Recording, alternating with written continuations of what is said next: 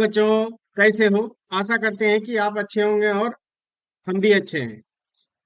देखिए, chapter 2 start किए थे, कक्षा 8वीं का घातों का खेल। इसमें आपको इसका नियम भी बता दिए थे, है ना, कि कैसे घात को अगर गुना में रहता है तब फिर क्या करते हैं, भाग में रहता है तो किस तरीके से करते हैं, पिछले वीडियो में बता दिए थे। और फिर इससे पहले कैसे हम घात लिखते हैं, उसको अभाज्य गुणनखंड करते हैं या गुणनखंड विधि से हम कैसे लिखते हैं, वो भी हमने करवा दिया था। ठीक है। अब कुछ इसमें थ्योरी पार्ट है जो कि सिर्फ आपको जानना है और समझना है, तो कुछ चीज एक्सप्लेन करना है, तो वो हम आपको बुक से ही जो है सो करवा दे रहे हैं। बस आप समझ लीजिएगा कि होता क्या है और कैसे आपको ये समझना है। देखिए, घात के खेल का अनुभव एक असंभव उपक्रम बोल रहा है ना। इसका मतलब क्या है? अगर आपको पता है क्या, अगर आप कागज को कितनी बार मोड़ सकते हैं, आपके पास एक हम दे देते हैं, कोई भी कॉपी का फाड़ करके दे देते हैं, तो आप कितनी बार मोड़ सकते हैं? तो अगर आप 46 बार अगर आप उसको मोड़िएगा तो आपको पता है कहाँ तक पहुंच जाइएगा? आप चंद्रमा तक पहुंच सकते हैं। आपको सुनने में अजीब लगेगा लेकिन ये सच है। कैसे? देखिए, इसको घात से भी समझना है। एस्तु कहता है, यहाँ पे एक देखिए कॉमिक्स टाइप का दिया हुआ है। एस्तु कहता है, मैंने सुना है कि कागज 7 बार से अधिक नहीं मोड़ा जा सकता है। तो रॉक्सी कहती है ना, देखिए क्या है, ये जो है सो आपको एस्तु है ना, ये इसके लिए अगर बात करें तो ये क्या है, एस्तु। और ये जो लड़की है, इसको, इसका नाम क्या है? रॉक्सी। रॉक्सी। ठीक है, इसका नाम है आपको रॉक्सी। तो क्या बोलती है रॉक्सी? बोलती है कि रॉक्सी कहते हैं, क्या होगा यदि एक पतला कागज जैसे समाचार पत्र है ना का टिश्यू पेपर जिससे हाथ पोंछते हैं उपयोग करें, तो इस प्रक्रिया को विभिन्न प्रकार के कागजों के साथ करके देखिए क्या होता है। तो देखिए, यही बोलता है, यदि आप कागज को 46 बार मोड़ सकते हैं तो यह इतना मोटा हो जाएगा कि यह चंद्रमा तक पहुंच सकता है। क्या यह अब विश्वसनीय है? केवल 46 बार? आपने निश्चित रूप से 46 के बाद के शून्य को अनदेखा कर दिया होगा। ठीक है, बहुत अच्छा। आप स्वयं ही इसे करके क्यों नहीं देख लेते? अब देखिए, इसी चीज को समझाना है।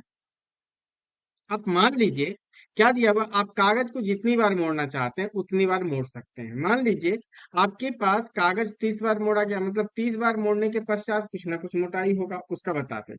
लेकिन यहाँ पे बोला है कि कागज का जो मोटाई है ना वो 0.001 सेंटीमीटर है। ये आपको ध्यान रखिएगा, ये एग्जाम्पल दिया और फिर हम 46 बार मोड़ेंगे। तो कागज का मोटाई कितना दिया हुआ है? मोटाई मोटाई आपको दिया हुआ है 0.001 सेंटीमीटर है। ठीक है, 0.001। अब देखिए, अगर आपको 0.001 है, हम्म, तो आप एक बार मोड़िएगा, ध्यान दीजिए, अगर कॉपी को एक बार मोड़िएगा पेज को, तो आप कितना मिलेगा? 0, क्योंकि एक बार मोड़ने पे 2 बार हो जाएगा, है ना, 2 बार, जैसे एक पेज को तो 2 हो जाएगा। 2 गुना आपको कितना हो जाएगा? आपको यहाँ कीजिएगा तो फिर से वो कितना आ जाएगा? 0.001, तो ये आ जाएगा 0.002। इस तरीके से बनेगा। ठीक है, तो वही यहाँ पे लिखा हुआ है, ध्यान से देखिए क्या, कि अगर आप मोड़ते हैं, ठीक है, जैसे एक मोड़ पे आपको कितना मिलेगा? एक मोड़ पे आपको 0.02 मिलेगा।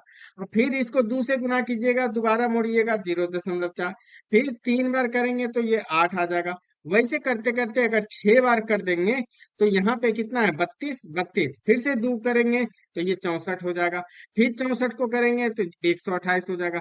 फिर 256, 1.024, इस तरीके से जब 17 तक पहुंचिएगा, 17 तक, देखिए 17, यहाँ क्या है? 16। फिर क्या करना है? जब 17वें तरफ पहुंचिएगा, 2 गुना 65.536 गुना कीजिए।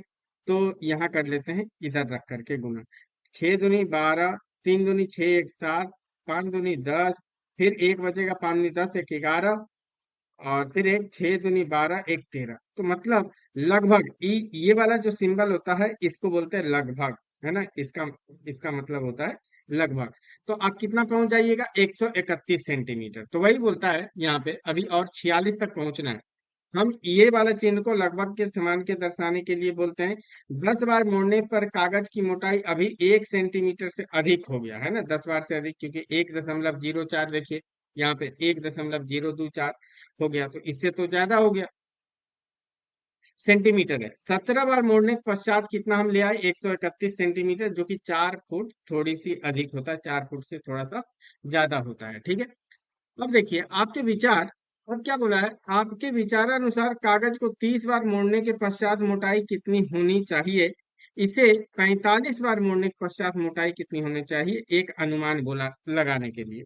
तो आप देखिए, अगर 18 बार अगर आप कीजिएगा, 18 बार अगर हम मोड़ेंगे तो कितना मिलेगा, 262, क्योंकि आया हुआ 131 है, फिर 2 से गुना, फिर 2 से गुना करेंगे तो 524, फिर 2 से गुना करेंगे तो 10.4, कैसे 524 गुना 10, 524 गुना 2 कीजिए, 4 दूनी 8, 2 दूनी 4 और 5 दूनी 10, 1048, ये क्या निकला, 1048, 1048, ये हो जाएगा आपको सेंटीमीटर। अब इसको मीटर में चेंज करने के लिए हम क्या करते हैं, अब भाग देते हैं 100 से, 100 से भाग देंगे तो पीछे से 2 डिजिट के बाद 10.48, ये क्या हो जाएगा, मीटर हो जाएगा। तो ये भी आपको समझ में आया होगा। कागज को अब वैसे ही 26 बार, 30 बार, वैसे 27 बार मोड़िएगा तो 1.3 किलोमीटर हो जाएगा, ठीक है, 1.3 किलोमीटर। तो वही बोलता है, कागज 26 बार मोड़ने के पश्चात 670 मीटर हो जाएगा, है ना, 26 बार। तो यहाँ लिख सकते हैं हम, कितना आ जाएगा, 670 मीटर पे पहुंच जाइएगा, बस इसको डबल करते चलना है, आपको होते जाएगा, ठीक है। अतः आप समझ गए होंगे, कागज की मोटाई विश्व की सबसे ऊंची मीनार, ये क्या है, ये इसको बुर्ज खलीफा बोलते हैं, ये कहाँ पे है, दुबई में है, ठीक है, ऊंची मीनार दुबई में स्थित जो बुर्ज खलीफा, उसका 830 मीटर है। मतलब आप 26 बार मुड़िएगा 670 मीटर पे, यह कितना है, बस 140 मीटर ही जो है सो इसका क्या है, कम है, ठीक है। तो 27 बार में 1.3 किलोमीटर पहुंचिएगा, और 30 बार मोड़ देंगे तो यहाँ पे आप कितना पहुंच जाइएगा, 10.7 किलोमीटर, 10 दशमलव 10.7 किलोमीटर जो है सो आप पहुंच जाइएगा, 30 बार मोड़, सोचिए 30 बार मोड़ने में इतना पहुंच जाइएगा। तो ये बोलता है 30 बार, 30 बार अगर आप मोड़िएगा, ध्यान दीजिए, 30 बार मोड़ने के पश्चात कागज की मोटाई 10.7 किलोमीटर के समान है। यह एक ऐसी प्रतिरूपी ऊंचाई है जिस पर हवाई जहाज उड़ते हैं, है ना, जिस पर, इतना पर मतलब 10.7 किलोमीटर, अगर आप पृथ्वी के ऊपर देखिएगा जो एटमॉस्फेयर होता है, वहां कितना पर जो है सो होगा, आपको इतना पर हवाई जहाज उड़ता है। किस इसके साथ आप देखेंगे कि यह कागज की मोटाई महासागरों में खोजा गया, जो कि सबसे गहरा बिंदु है, जिसको बोलते हैं मरियाना ट्रेंच, है ना, वो भी 11 किलोमीटर है। तो 10 इसी से कुछ ही मीटर तो कम है। अब देखिए, अब इस तरीके से अगर आप 46वां बार, है ना, आप क्या 46वां बार अगर आप मोड़ दिए, तब वो कहाँ पहुंच जाइएगा, 7 लाख किलोमीटर, है ना, 7 लाख किलोमीटर। और यही 7 लाख किलोमीटर, तो मतलब आप पहुंच जाइएगा कहाँ, चंद्रमा पे पहुंच जाइएगा। ये जो बढ़ते चलता है, देखिए भाई ये क्या हुआ, बिल्कुल आपको ऐसे ही अगर आप ग्राफ से चलते हैं तो ये बिल्कुल ऐसे ऐसे ऐसे ऐसे ऐसे ऐसे ऐसे ऐसे ऐसे बढ़ता जाता है। तो इसको इंग्लिश में हम बोलते हैं एक्सपोनेंशियल ग्राफ, ग्राफ क्या बोलते हैं इसको, एक्सपोनेंशियल ग्राफ बोलते हैं। और इसी को बोलते हैं हिंदी में गुणात्मक वृद्धि, है ना, गुणात्मक वृद्धि, क्या बोलते हैं इसको, गुणात्मक वृद्धि की घात है ना, गुना। और इसको, क्योंकि आप देखिए हर बार डबल हो रहा है, मतलब क्या, दो, मतलब दो से ही गुना हो रहा है हर बार। अगर दो से गुना हो रहा है तो इसको हम क्या बोलते हैं, आपको चर घातांकी वृद्धि बोलते हैं, है ना, इसको क्या बोलते हैं, चर घातांकी वृद्धि भी बोलते हैं, चर घातांकी वृद्धि भी कहा जाता है, ठीक है। तो 4 बार मोड़ने पे निकाल लिए, 6 बार मोड़ने पे, अब ये हो गया। अब ये कैसे हुआ, ध्यान से देखिए, चर घातांकी वृद्धि का मतलब क्या है। अब यहाँ से देखिए, ये सब आपको बता चुके हैं, 8 करने का मतलब वही बताया हुआ है, 2 बार मोड़ने पे, जैसे 8 बार मतलब 2 3 बार गुना वृद्धि हो गया, 2 का पावर 3 आ जाएगा, घात 3 आया, 1024 का मतलब 2 10 बार, कितना 10 बार, 2 का घात 10 हो जाएगा। तो मतलब 0 से 10 तक में आप कितना आया, 1.03 है ना। आप देखिए कैसे निकालिएगा। आपके पास कागज का मोटाई था, है ना, कागज का मोटाई कितना, 0.01, यहाँ पे देखिए ये दिया हुआ 0.001 सेंटीमीटर। ये बस आपको समझने के लिए है, इरिटेट नहीं होना है, बस समझना है कि एक डेटा है, आपको ये समझना है कि किस तरीके से इससे पूछा नहीं जाएगा। लेकिन हाँ, जनरल नॉलेज के लिए आप रख सकते हैं, बुर्ज खलीफा कहाँ है, मरियाना ट्रेन जो गारा बिंदु है, ये सब आप याद रख सकते हैं। अब देखिए, यहां तक आपको बताया, तो आप देखिए 1024 है, अगर 10 मतलब 1.024 को 0.01 से भाग देंगे तो कितना आ जाएगा, 1.023 आ जाएगा। मतलब अगर आप इसको घटाए तो कितना है, 1.023। और अगर ये, तब ये कितना आ जाएगा, ये मोटाई आ जाएगा अगर घटाने से। और गुणात्मक वृद्धि देखना है तो इससे भाग दे दीजिए, मतलब 1024 गुना हो जाएगा। अब 10 से 20 तक देखिए, 10 पे अगर था कितना, अगर 10 से 20 तक देखेंगे तो 10.485, कैसे आया 10.485, ध्यान से देखिए, 10.485, तो 10.485 आ जाएगा, ठीक है। तो 10.485, और उसमें से 1024 फिर से घटा दीजिए, तो ये अप्रोक्सीमेट कितना आ जाएगा, 10.474। फिर से यहाँ 10.485, जो लास्ट वाला 20 पे वैल्यू देखिए ना, 20 पे आपको अगर 20 पे देखना है, 20 कितना है, 10.4 यहाँ पे। तो अब उसको मोटाई कितना निकल जाएगा, 10.474, और इसी को भाग दे देंगे तो ये देखिए 1024, ऐसे ही आगे चलिएगा, 1024, 1024, ये सेम मिलता है ना, ये क्या मिलता है, सेम मिलता है। इसलिए इसको हम क्या बोलते हैं, आपको गुणात्मक वृद्धि, है ना, गुणात्मक वृद्धि इसलिए बोलते हैं। और चर घातांकी मतलब जैसे पहले 0.02 हुआ, मतलब दो पहले कितना हुआ, दो का घात एक से गुना हुआ एक बार मोड़ने पे, जब दो बार मोड़ेंगे दो का घात दो, जब तीन बार मोड़ेंगे दो का घात तीन, जब चार बार दो का घात चार आ जाएगा, दो का घात पांच आ जाएगा, दो का घात छह, ऐसे बढ़ते चलेगा। मतलब आप क्या कर रहे हैं, आप वर्ग करते चल रहे हैं ना, यही देखिए। अतः हम समझ चुके हैं कि वर्ग संख्या को एन स्क्वायर तथा घन संख्या को एन क्यूब से एन का 3 निरूपित किया जाता है, ये आप देख लिए हैं, ठीक है। तो इसी तरीके से ये पार्ट आपको बता दिए हैं। अब हम आपको कुछ क्वेश्चन जो है सो बता रहे हैं, इसी पेज नंबर आपको 22 पे है, 4 क्वेश्चन है, इस 4 क्वेश्चन का आपको एक्सप्लेनेशन देते हैं, ठीक है। चलिए, चलिए बच्चों, तो फिर यहाँ पे अब स्टार्ट करते हैं। पेज नंबर आपको कितना है, 22 पर, है ना, पेज नंबर ये आपको मिलेगा, पेज नंबर ये 22 पे ये क्वेश्चन है ना, पेज नंबर 22 पे। ये अगर पहला क्वेश्चन ले लेते हैं पेज नंबर 22 पे, तो क्या बोला है क्वेश्चन में, ध्यान से देखिए। बताइए कि कागज को 10 बार मोड़ना है, मतलब 10 बार मोड़ने के पश्चात निम्नलिखित में से कौन सा व्यंजक कागज की मोटाई को व्यक्त करता है। प्रारंभिक मोटाई का अक्षर क्या बोला है, भी दिया हुआ है ना, जैसे वहां 0.001 था, यहाँ पे बोला है कि आपको भी दिया हुआ है, तो आपको निकालना है। तो ध्यान से देखिए, अगर आपको प्रारंभिक मोटाई दिया हुआ है ना, प्रारंभिक मतलब जो इनिशियल है, प्रारंभिक मोटाई, प्रारंभिक मोटाई दिया हुआ, वो कितना है, भी दिया हुआ है, ठीक है, भी दिया हुआ। अच्छा अब बताइए, हम जैसे जैसे अगर मोड़ेंगे, जैसे जैसे मोड़ेंगे, एक बार मोड़ेंगे तब वो क्या हो जाएगा, डबल हो जाएगा, है ना, डबल हो जाएगा, ठीक है। तो आप लिखेंगे क्या, एक बार मोड़ने पर, है ना, एक बार, एक, ऐसे लिख देते हैं, एक बार मोड़ने, मोड़ने, एक बार मोड़ने, बोला कितना मोड़ने, हाँ, एक बार मोड़ने के बाद, बाद ये क्या हो जाएगा, डबल हो जाएगा, है ना। एक बार मोड़ने के बाद क्या हो जाएगा, एक बार मोड़ने के बाद इसकी मोटाई, कागज की मोटाई, कागज की, कागज की मोटाई, की मोटाई कितना हो जाएगा, मतलब एक बार मोड़ना है, तो ये पहले कितना था भी, और एक बार तो मतलब ये दुगना जाएगा, दुगना जाएगा, ठीक है, दुगना जाएगा। अब देखिए, बाकी आपको समझ में आया है, आपको अच्छा लगा है ना, कि कैसे कॉन्सेप्ट आपका जगह है। तो आप चैनल पे नए हैं तो चैनल को सब्सक्राइब भी कर सकते हैं और वीडियो को लाइक कर सकते हैं और दोस्तों के भी साथ शेयर कर सकते हैं। एक बार मोड़े तो ये मिला। चलिए अब देखिए, अगर हम दो बार मोड़ेंगे, ध्यान दीजिए, अगर हम यहाँ से कितना दो बार मोड़ देते हैं तो यहाँ क्या हो जाएगा, दो का घात दो हो जाएगा, है ना। दो का घात आप बोल सकते हैं, या तो आप ऐसे बोल दीजिए, या आप ये समझ सकते हैं, या पहले कितना था, यहाँ से दो भी आ जाएगा तो फिर इसको डबल करना है, गुना दो हो जाएगा, तो दो का घात दो आ जाएगा, ठीक है।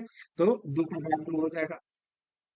वैसे ही अगर हम तीन बार अगर मोड़ दें तो कितना होगा, तीन बार मोड़ने पे मोटाई कितना हो जाएगा, दो का पावर कितना आ जाएगा, दो का घात आपको तीन आ जाएगा, दो का घात तीन आ जाएगा। तो वैसे ही आप करते जाइएगा। तो यहाँ से अगर हम 10वें बार अगर मोड़ देंगे तब 10वें बार मतलब भी गुना 10 का घात कितना आ जाएगा, भी गुना दो का घात 10 आ जाएगा। 10 बार मोड़ने पे भी गुना 10 का घात दो हो जाएगा। अब इसी का आंसर क्या, भी गुना दो का घात 10, दो का घात 10। तो मतलब आपका आंसर कौन सा हो जाएगा, पांचवा आंसर हो जाएगा। यही आपसे पूछा गया था इस क्वेश्चन में, ठीक है। तो आप समझे होंगे, है ना। क्वेश्चन आसान होता है, बस समझना है कि क्या पूछ लिया है, क्या पूछ लिया है, ठीक है। अब देखिए, अब आपके पास क्या है, यहाँ पे अब क्या बोला, अभाज्य गुणनखंड संख्या 32,400, है ना। 32,400 को अभाज्य गुणनखंड के गुणनफल के रूप में व्यक्त कीजिए और अभाज्य गुणन उसको चर घातांकी के रूप में प्रदर्शित करना है ना। चर घातांकी, चर घातांकी का मतलब क्या होता है, जैसे घात, घात में हमको लिखना है। तो सबसे पहले तो आपको क्या करना होगा, 32,400 को आपको क्या करना होगा, इसका आपको प्राइम अभाज्य गुणनखंड करना होगा 32,400। तो आपको दिख रहा होगा 32,400, ये क्या है, सम संख्या है। तो सम संख्या है तो किससे, दो से भाग देंगे। तो ये क्या आ जाएगा, दो एकम दो, दो छक 12, दो दूनी 4, और ये आपको 16,200 आ जाएगा। अब 16,200 आ गया, फिर से दो से कर लीजिए, दो अठी 16, दो एकम दो, 8100 आ जाएगा, ठीक है। अभी भी जो है सो दो से जाएगा, तो दो से कितना टाइम, दो चौके 8, फिर जीरो, दो पंचे 10, 4,050 आ जाएगा, ठीक है। फिर अब जो है सो पांच चार नौ, अब जो है अभी भी दो से जो है सो ये जाएगा, ठीक है। तो दो से आप दो दूनी चार, जीरो, दो दूनी चार, दो पचे 10, 2,025 आ जाएगा। अब दो से नहीं जाएगा क्योंकि पांच है। अब देख लेते हैं, पांच दो सात दो नौ, सबको जोड़ दीजिए, पांच दो सात दो नौ। अगर ये है तब मतलब तीन से भाग हो जाएगा। तीन से भाग दीजिएगा तो ये कितना आ जाएगा, तीन छक 18, 22, तीन सत्ते 21, 21, और तीन पचे 15, 675 आ जाएगा। फिर तीन से जा रहा है क्या, सात पांच 12, हाँ जा रहा है। तीन दूनी 6, फिर तीन दूनी 6, तीन पचे 15, अब जाएगा पांच आठ 9, अभी भी जा रहा है। तो तीन से भाग देंगे तो फिर कितना, तीन सत्ती 21, तीन पचे 15, 75 आ जाएगा। अभी भी तीन से जाएगा 25 बार में। अब तीन से नहीं जाएगा, अब पांच से पचे 25, और पांच से फिर कितना आ जाएगा, ये एक बार में आ जाएगा, ठीक है। तो आप देखिए, अभाज्य गुणनखंड करके 32 ये दिखाना है आपको, ठीक है। मतलब दाएं साइड आप कॉपी में दिखाइएगा, 32,400 को हम क्या लिख सकते हैं, दो कई बार है, एक दो तीन चार, तो चार बार लिखिए, दो गुना दो गुना दो गुना दो, ठीक है। अब तीन कई बार है, एक दो तीन चार, चार बार तीन है, तो तीन गुना तीन गुना तीन गुना तीन, ठीक है। और पांच दो ही बार है, पांच दो बार है, ठीक है। तो आप इसको कैसे लिख सकते हैं, इसको चर घातांकी में लिखना है ना। तो बस आप ध्यान से देखिए, यहाँ पे क्या दो कई बार है, दो चार बार है। तो दो चार बार है तो यहाँ पे दो का घात हम चार लिखेंगे, गुना। अब फिर आप देखिए, तीन कई बार है, तीन भी चार बार है ना, तीन भी कई बार है, चार बार है। तो यहाँ पे तीन का घात चार हो गया। और पांच कई बार है, पांच तो आपको दिख रहा है कि पांच यहाँ पे दो बार है।